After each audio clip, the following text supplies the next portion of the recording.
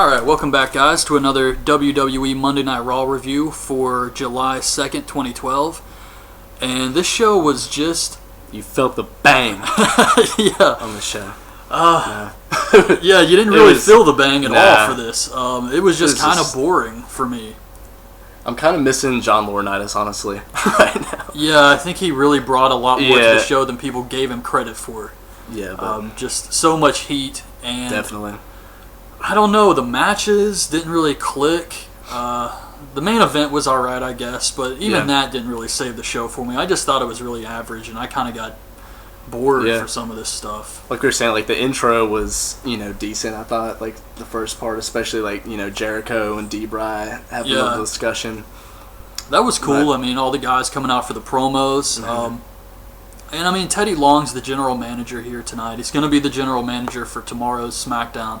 And I don't really mind because at least they're getting him out of the way. So hopefully the next general managers leading up to the 1000th episode are going to be like big name surprises that we can look forward to. So yeah, nothing against Teddy, but yeah, he's pretty boring, honestly. Yeah. So Cena comes out, says he's not mad at Big Show or Jericho. They actually helped him prepare because he knows now that he needs to be in better shape for Money in the Bank. He calls Big Show, or he says Big Show's going to go home an empty-handed sewage baby. That was good. Awesome. That was good. Yeah. Cena does have his lines. I actually really like that. And then Daniel Bryan comes out. He gets he does the yes chants. He says that he's going to defeat CM Punk. So Punk comes out. And this wasn't bad. I mean, all the guys came out and they did their promos. Punk says that everyone disagrees with Bryan.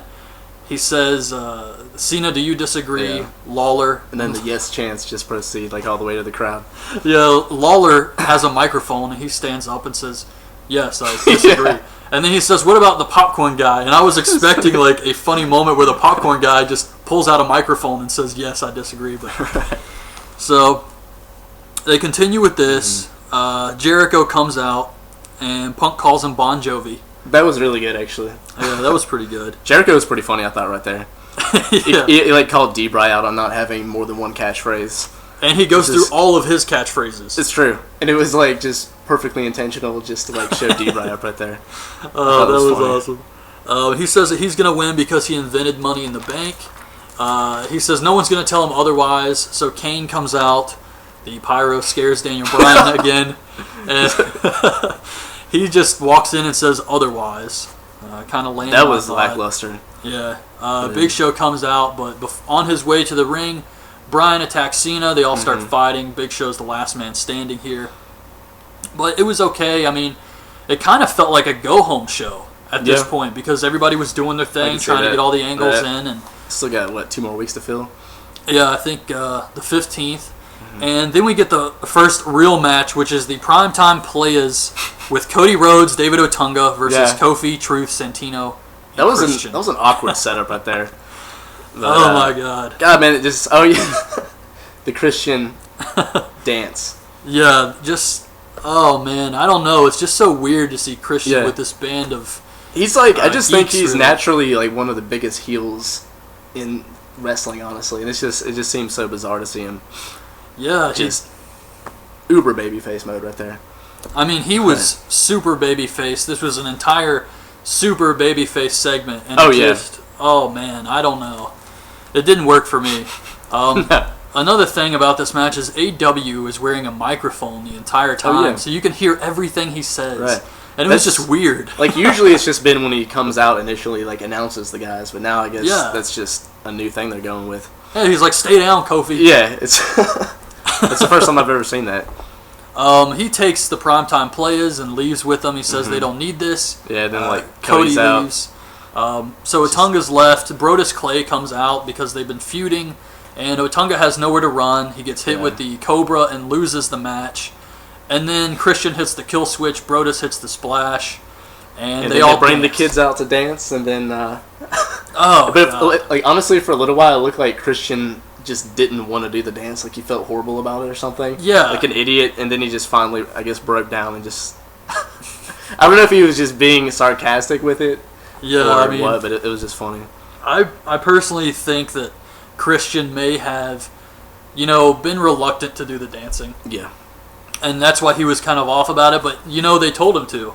They're like, Christian, you better dance out there, damn it. You better dance. Sell it, son. And so he just went into it full blast. Like 100%, he was like, I'm going to dance my ass off out here. Oh, he danced. And oh, God. He danced the storm out there. I mean, some guys are just natural heels. I know. And it just doesn't work to change them. I mean, I can see him going certain babyface, but all the way with Santino, it's just, that's too much. But yeah.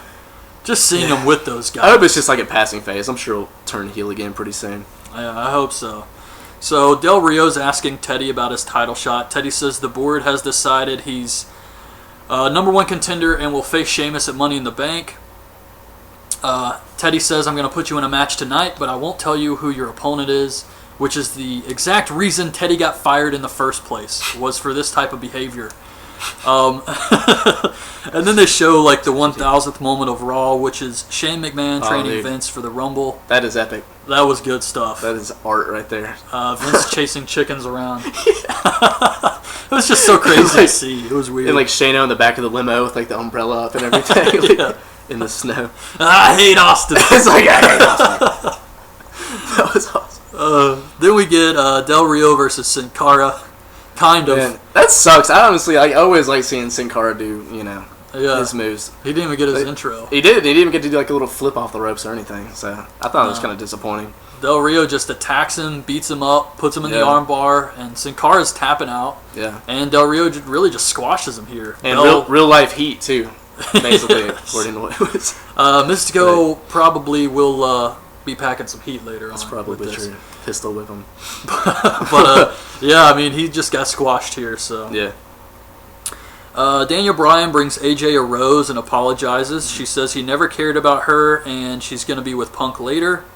Then Paul Heyman comes on from Satellite and he says that Brock will give his decision at the 1000th episode of Raw.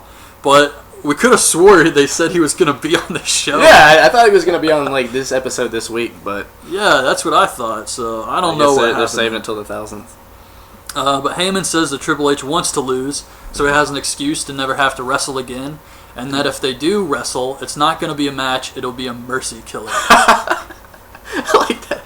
And then he just has that, like, just evil Heyman look on his face. Yeah, very slick. I like that. Then we get Vicky and Dolph versus Sheamus and AJ. I like Vicky like, at the very beginning when she was like totally introducing like it was going to be somebody, and she was like me. Yeah, that was good, but it was pretty good heat for a second. Oh man, this match I didn't care about this at all. Really killed it. JJ wins with a Shining Wizard on Vicky. She does the yes chant. Afterwards, she goes up to CM Punk. She wants to know who he's talking to on the phone. She's trying to be like possessive of him, I guess. You're not paying attention to me? Yeah, he didn't watch her match, so now she's all upset. Yeah. She's pretty good at being like the psycho role, I think, honestly. Like, she does a decent job. She's kind of irritating at times, I think, but especially I mean for wrestlers in general, I think her acting skills are decent. Yeah. So Heath Slater's in the ring. He says that he's not a clown, and Doink comes out. We were just talking about this beforehand, about who they could bring in, like maybe some other names, and I said Doink. Dude, and it's pretty much every week I think that's happened now. And Doink comes out. I'm assuming that's not the real Doink. Or maybe it was. I have no idea. There's no way to know. With that gimmick, you can really have anybody under the mask, and no one's going to know. But I was also thinking, for some future guys, possibly the New Age Outlaws, because Road Dogg is under contract with WWE, so they just need Billy Gunn. Scott Steiner, because he's not with any company right now. And the Headbangers, because I don't think they signed a contract. I mean, they're in ROH right now anyways, so I mean, they're still active wrestling, and nobody even really knows who they are from ROH. Yeah, they're under a mask. So maybe that's why they did the mask gimmick. That's possible. Actually, pretty badass to see the Headbangers, honestly. Yeah, that'd be cool with the music and everything. Yeah. But anyway, so Doink comes out. Slater actually wins a match with a Dude, that is amazing, actually. Didn't Cole say this, or no, that was Tyson Kidd he was talking about. And he said he only won, 2 matches or something in the past couple of years. Yeah. But no, that's Heath Slater definitely took that one. Yeah, it was strange. But then, DDP comes out. And he doesn't really do a match. He just kind of hits the diamond cutter on Slater and then leaves.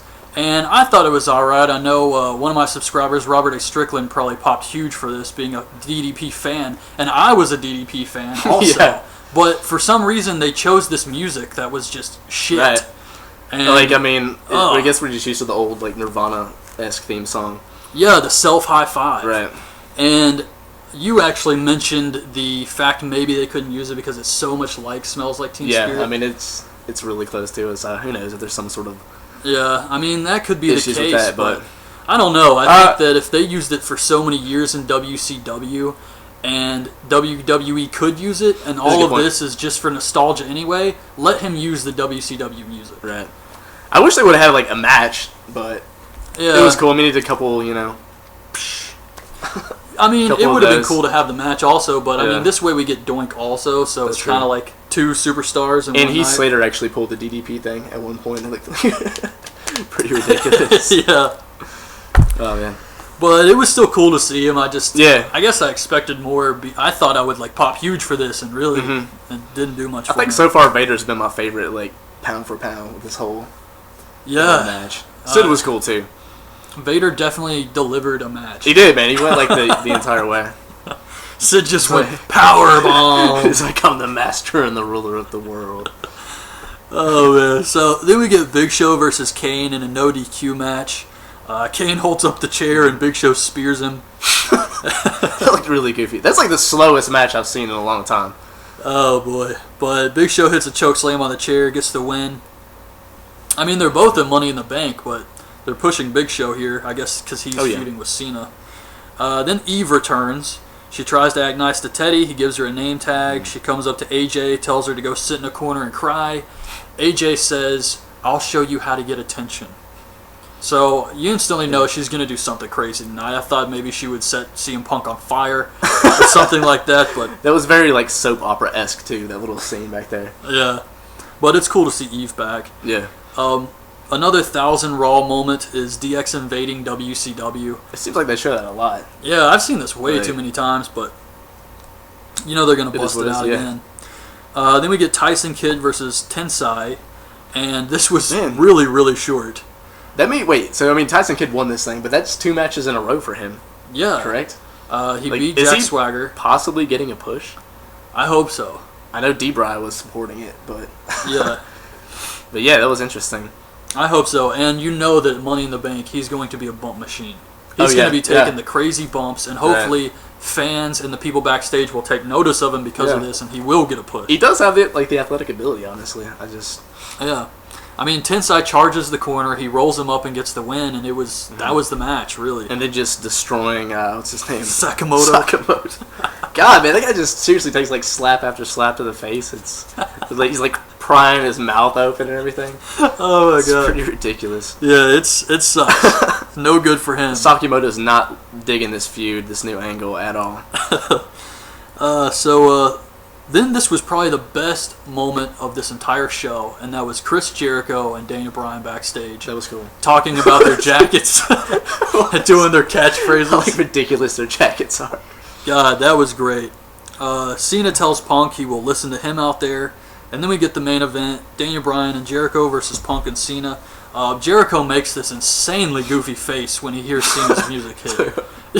It was just like that, and they actually advertised during this match that WWE.com has the 50 greatest John Cena matches on the website. That is like worse than a horror movie right there. Like I can imagine like how numb my brain would be. Dude, I wouldn't even forget watching the matches. I wouldn't want to read an article telling me what the matches were.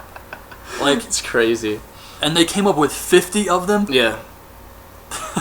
That's scary. That is scary. That's unbelievable. And I mean, this match wasn't really bad or anything, but it's just, I'm so sick of this random tag matches. And for a company that really doesn't care about tag teams, they sure have a hell of a lot of tag team matches. That is a good point right there. I mean, it's like every single SmackDown or Raw, it ends with some type of tag. It's like they're not so much into actually having guys like make runs as tag teams. It's more just like throwing them together. Yeah. Whenever it's convenient, you know?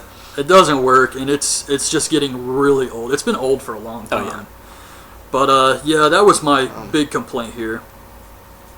So, Cena fights to the back with Jericho. Punk and Bryan are wrestling, having a decent match in the ring. That was actually pretty good. I mean, once everybody left and it was just them, it was like almost classic ROH style. Yeah. AJ comes out. They ignore her, so she sets up a table. She had to like look under the ring like multiple times. I don't know if that was like intentional or like. They had to have had it planned, I guess. So, I mean, she was trying to find that table. Yeah, I thought she was going for like a fire extinguisher at first. Yeah, or something like that. But yeah, I didn't really know what was happening first, but interesting angle. I mean, they're doing the thing where if she doesn't get attention, she's gonna hurt herself, or at least threaten to hurt herself, which is kind of a mature angle. It's really evolved a lot over the past month when she just started being this like slightly psycho chick. Yeah, and I guess this is a new twist on it. I didn't mind this, but she sets the table up. She goes up top. She's gonna kill herself or something. Like Sabu through that. Yeah. Jump off the Raw sign.